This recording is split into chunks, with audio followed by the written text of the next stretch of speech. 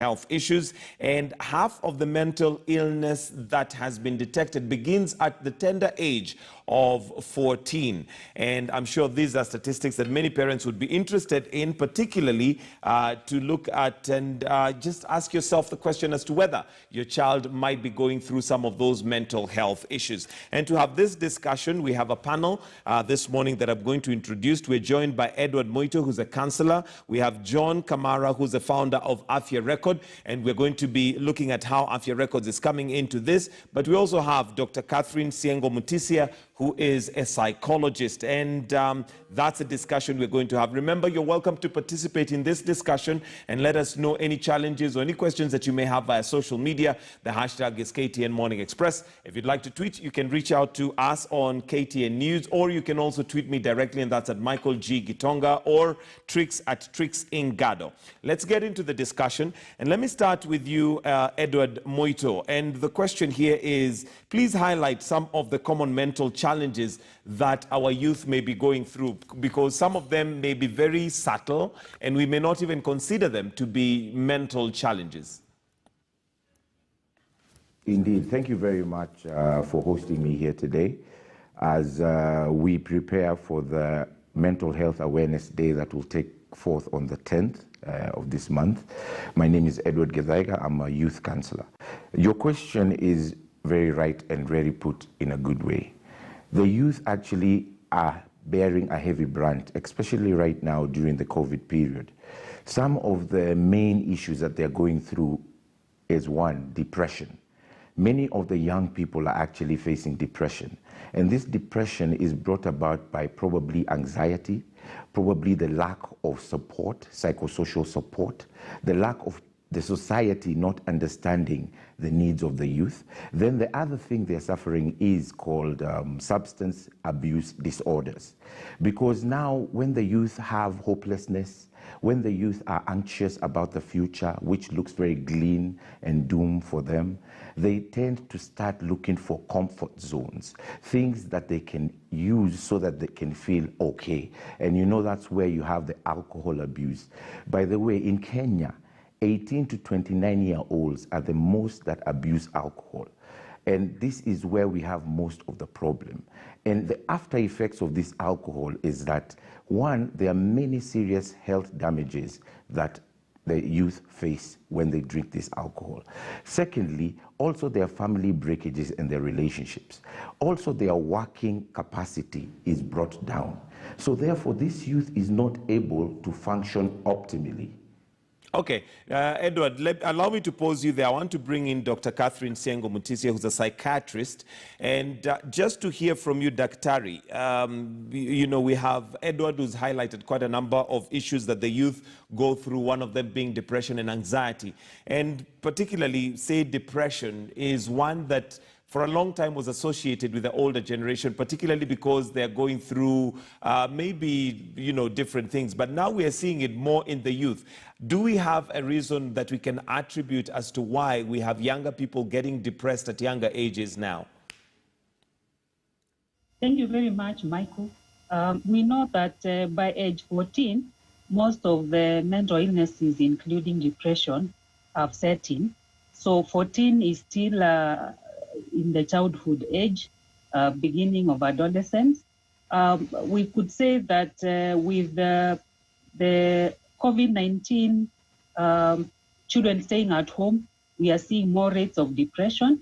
But again, as communities become more urbanized versus settling in the rural areas, we find there are more stressors in the cities. And so we are seeing high rates of depression, and also children and adolescents can access information online, and they're able to even read about some of these problems and unfortunately also look at some ways people have dealt with depression in unhealthy ways. Many guardians and parents would be concerned as to why a child would be depressed. You'd imagine that, you know, majority of them, not all of them, but majority of them have you know, their main needs taken care of, their basic needs. So what is it that would be causing a child to be depressed? Material things are not all what children need. We are seeing a lot of pressure from our education system. a lot of pressure from social media, and a lot of bullying in schools as well. We know that there are children who are also abused at home physically, and sadly some sexually abused. We know that traumas which would affect adults, like what you're going through, the period you're going through, will also affect children. So there are many things. As much as children don't need to go to work or don't need to provide, or they have all the material things, we need to listen to them, and we need to find out how they are feeling, because they also go through their own stressors. Back to you on solutions in just a bit, but let me bring in John Kamara now, who's the founder of Afya Record. And John, you, through your organization or Afya Record, I saw that there was a reason or a need for you to bring the youth together. Before we come to that actual, occasion that's going to be bringing them back together, what is it that made you, or what's the red flag that made Afya Record think that this was important? Thank you very much. So for us, for me, it's basically, I always look at the purpose of what is happening. And the story for my interest in, I was a couple of months ago, I was somewhere with a few young people, and I saw one of the young people playing music, brought a guitar, and I was talking to her, and she started telling me about the problems that she was mentally facing, some of the depression models that she was going through, some of the things that she could not speak about, but she was talking to me as a stranger because she thought she'd never see me again. And she can't tell her parents because it's a taboo, and everybody expects her to. And she said her friend just died from committing suicide a couple of months back. So that really bothered me a lot. So this is literally a problem that we all have, but more importantly, the young people have this problem, and because of the way society has capped the fact that mental health is not an issue, you just have to be strong and get on with life, and these things are not an African problem. That was my first challenge, to say, okay, how can we become part of this bigger conversation and see the little that we can do to ignite, and help some of the folks who are already doing a lot of great stuff in mental health. So that was really my interest in and how I got involved, because it was a real situation that hit me very, very hard in a couple of months back. And that will come back to Battle Zamta, which is literally more of a solution that you're looking towards having that. Edward, how do we identify some of these challenges, particularly on the youth? And my concern on the youth is because of what's happening currently. But how do we identify a child who is depressed, a child who possibly is suffering from anxiety, a child who maybe is not at peace with themselves or even with their environment? How do we identify that? All right, there are several ways how you can identify that, especially the main one is through the behavior pattern. And rightfully, like as the psychologist just mentioned, right now, children are in holiday. Not in holiday, sorry, children are at home because of COVID-19. And this is something that has never happened before. So you would be able to monitor your child's behavior and see different traits that they are having. For example, they could start hiding, they could be quiet, they could be isolated, they could be using substance abuse, they could be hiding in various areas, they could be hiding in corners in the estate. You'd realize the language they're talking, perhaps they're becoming more rude, they look like they're becoming truant, they look like they are becoming antisocial. These are some of the patterns that you can identify with a child and be able to see that indeed there is something wrong with this child. All right, Edward, allow me to highlight here. Allow me to pause you, and maybe this is because maybe bias is because I'm a father of 2 children who are around teenage going on to adult, but the traits and qualities that you're bringing up are also, normal with teenagers. They sometimes want to, kind of just be on their own. They want to find their identity, and as a result, they may look like they're being rebellious. So how do we identify that this is not just the normal teenager behavior, and it is now gone to an extent of possibly being a mental issue? Yes, indeed, mental health is something that is not easy to diagnose. As you've rightfully mentioned, that normally with teenagers, this is how they would normally behave at that age. But with deep concern and you monitoring the child, you would be able to see that the patterns are actually becoming very erratic and are going out of bound. And this is a sign that you'll be able to see, hold on, you get your child or your two kids, like you just mentioned, and you interrogate them further.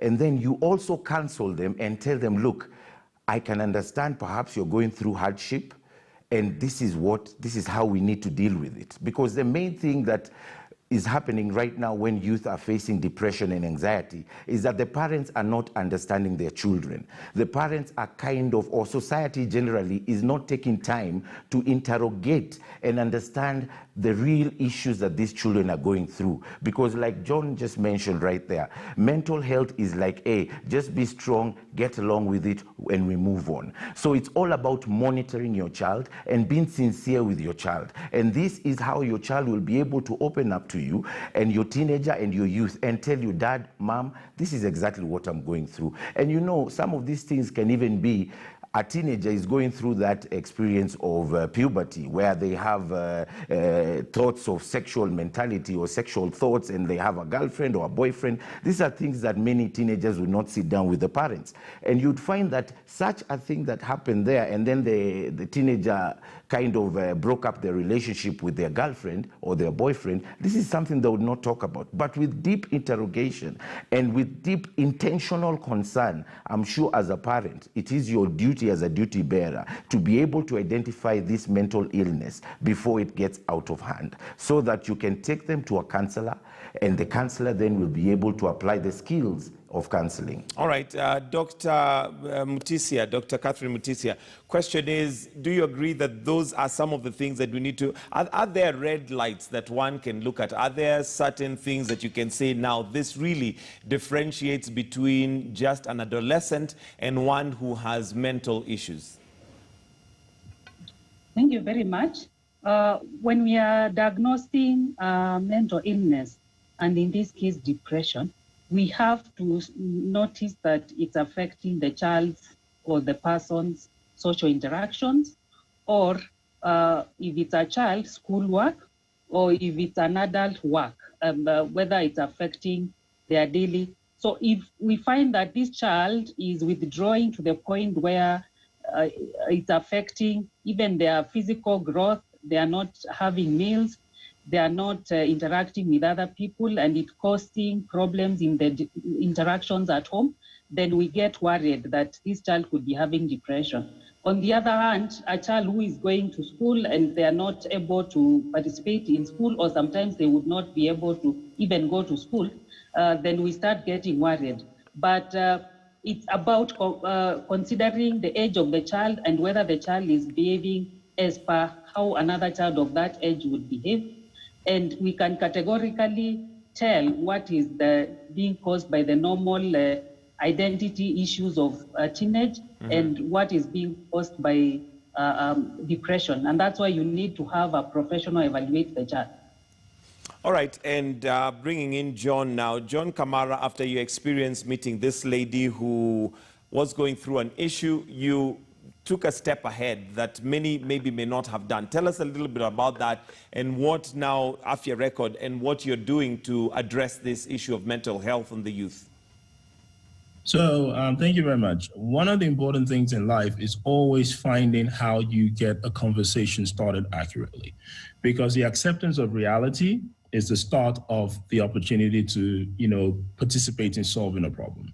So, and mental health, just digressing for a second, doesn't necessarily just rest with the youth. It rests with older people, it rests with the mama boggers, it rests with the men, the women, it rests with me as an entrepreneur, because it's all different types of issues that we suffer every day, and we cannot speak about it. And that's where I really thought, okay, how can we get a community that it makes up the largest population of our economy to start speaking about it, then maybe everybody else will feel free enough to start also talking about it. And in that as well, we kind of looked at, okay, the youths. So how do we get them to open up in this conversation? As Dr. Catherine has said, we need to find a way to open up. I'm not a doctor.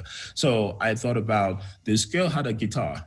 and she was using music as an expression to express herself, even though people didn't understand that. So that kind of was a light bulb moment. How do I connect what these kids like, what these youth are trying to do, entertainment, music, spoken words, things that they enjoy doing, where they get their escape from. How do we bring it in as the tool and then allow them to begin to talk about their state of mind freely and some of the stuff that they're going to. And this is really how Battle Zamtak came into life. It's taking entertainment as a tool, because a lot of young people use entertainment as a way of expression and something they also use to generate wealth or other things they do, and then framing it around a mental health awareness campaign to start a conversation, which is a year-long program, and also fits right into the SDG 3, which, because we're a health company, we're a health tech business. So how do we always find a way to provide services to the community that we're serving, especially looking at things that are unspoken and unsaid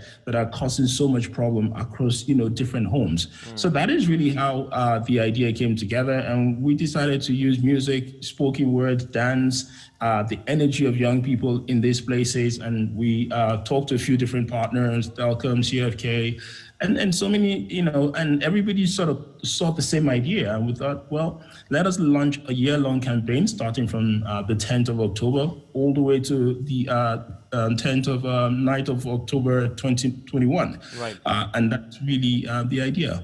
Okay. Let me come back to you, Dr. Mutisia. And other than depression, we have many other mental illnesses that are possibly very subtle, and not just for the youth, just like Mr. Kamara has said. What are some of those, mental illnesses that we should be aware of, and possibly how to identify them?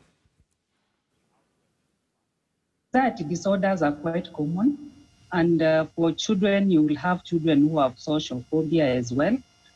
In this period of COVID-19, we are seeing a lot of what we call obsessive compulsive disorder, where one would be obsessed as to whether they have cleaned their hands enough. Of course, we also have a lot of substance use. Now that when the period of lockdown, we know as much as the bars were closed, people would still buy alcohol and take at home. And for the young people, we are seeing a lot of use of cannabis. Weed, they think it's because it's legalized in some countries, it has no health effects. So we are seeing a lot of substance use. But with children also, we also see many who lack attention and some who are hyperactive, what we call ADHD. We also have severe mental illnesses, and some could even develop in childhood, like bipolar mood disorder would develop from the ages of 14 years onwards, where a child or a person would at times get depressed and sometimes get a high mood, what we call a manic episode. We also have severe illnesses like schizophrenia, where somebody seems to lose touch with reality. They might hear voices other people can't hear, or see things other people can't hear. And again, also with the elderly, we see dementia, where people have memory loss, accompanied with sometimes depression, sometimes the psychosis. And there are quite many, including personality disorders, including autism disorders, which are diagnosable at childhood. Right. So there are quite many illnesses. Okay, let me hear from Edward. How do we demystify and remove the negative approach to mental health? How do we make this a conversation that we can have freely in our sitting rooms, in our social gatherings, so that mental health is not viewed as something or someone who is mad per se? We look at it as somebody who's, lost it. How do we make this more palatable? Thank you very much. One of the things first I would like to highlight is this. I take this opportunity to thank the task force on mental health, which is led by Frank Jenga, who is the chairman. They recently recommended that mental health be declared a national disaster, especially now during COVID-19. That move on its own is actually a good thing, because now we can now bring the discussion about mental health on the table. When I say the table, in the sitting room at home, in the bedroom at home, in the schools, in the public places, where people can now openly start discussing about these things. For example, even crime if you look at the rates of crime that is happening in Kenya, you'll find out that there's something to do with a subtle mental disorder. As the psychiatrist has just pointed out, that substance abuse has become higher in Kenya. Why? Because young people do not have jobs. There's lack of job creation. And yet these same young people have to pay for rent, have to lift up their family standard. Therefore, if they don't have any other option, they take the drugs, and then with the drugs gives them a disorder and they start committing crime. So now what John is talking about, battles za mtaa, that is one of the ways to demystify this, so that the youth can be brought about on the table and they can listen and begin to share with the public and the people how they are feeling inside. And it's through art, it's through music, it's through rap, it's through hip-hop. That is the only language that we can be able to access. And also, government needs to invest a lot more in this. For example, take a child who is suffering from mental health. Do you know how expensive it is to access mental health services? It is very, very expensive. I can say on average it's between 30,000 to 50,000 for the treatment in Kenya. How many young people can afford that? Not very many. So this is a discussion, and I can see even the government of Kenya, through the president, why he formed the task force in 2019, this is a discussion they want to bring on board. Okay. Now, to conclude my point on that, we are teaming up together with Afia Record as counselors, youth counselors, to do the one-year program, and we are calling upon the youth counselors who are in Kenya, in Nairobi, to come and join us so that we can go on the ground and demystify what mental health is. Thank you. Okay. All right. And Dr. Mutisia, maybe just to get your closing remarks in terms of solutions, and to anybody who may have concerns over a relative, a friend, a parent, whoever that may have mental issues, where do they go and what do they do? I would like to tell Kenyans that mental illnesses are quite common, but they are treatable. And people need to come out, go to the nearest health facility, reach out to the nearest counselor or psychologist or any other mental health provider, or if it's in school, reach out to a teacher. We know that part of the guidelines, we've been told that schools must have a mechanism to support the children's mental health and emotional health. Let them identify and refer appropriately. And we know that there's no health without mental health. So even if you're feeling physically well and your mental health is not good, you will not be able to reach your potential, you will not be able to adjust to stressors. So I would call upon people to come out and bring their loved ones for assessment. You'd rather be told that there's nothing to worry about than to stay at home with somebody who is not looking well. All right, thank you very much. Mr. Kamara, as we wind up, your closing remarks and also just a very brief, reminder of that Afia Records, event that's going to be taking place. Just a closing remark is because mental health, especially with this COVID issue, has affected so many people. And you even have things like compulsive aggressive behavior in relationships, and so many men as well are going through a lot of socioeconomic issues that is causing them to have depression, which then leads into a number of different verticals of mental illnesses, which they don't even know that it's actually leading to mental illness. So even our women as well too. So it's really, really important, as Dr. Catherine said, that we really appreciate that this is happening in real time. On the other side, so what we're doing with Battles za Mtaa is bringing the youth together, allowing them to use entertainment, their skill, their talents to talk about mental health, to start the conversation, to create an awareness, and also be able to share the message across other young people and sustain that, and also try to find a way to provide experts like Dr. Catherine Edward, who will come in and also, talk to them, give them free advice using the Afia Record app and other partners as well. And, consistently try to also find ways how we can encourage them to balance out their mental health and real life, and how we also use the appreciation of their talent to help drive a consistent conversation that helps them to sort of know that we are all part of this problem and we're all part of the solution. So on the 10th of October, live on the Afia Record YouTube channel, we have Battles za Mtaa with almost 30 of the best young people in Githurai and Kibera who have shown up to talk about mental health. And this particular, it's an interesting spoken word campaign that you would really, really love. So All right, tune thank in you. and support all these young people. All right, thank you very much. That's John Kamara, the founder of Afya Record. We also had Dr. Catherine Sengo Mutisi, who's a psychiatrist, and Edward Muitu, who is a counselor. Thank you very much for joining us this morning to have that discussion on mental health. For now, we're going to take a short break. It's 5 minutes after 8, but do stay with us. When we come back, Trix is going to be looking at some of the concerns that we have as a country, and a reminder of that question that we have this morning. Do you think the strict measures to curb political violence are targeted at specific politicians? And this, of course, is following up with the incident that took place in Murang'a, but also the advisory given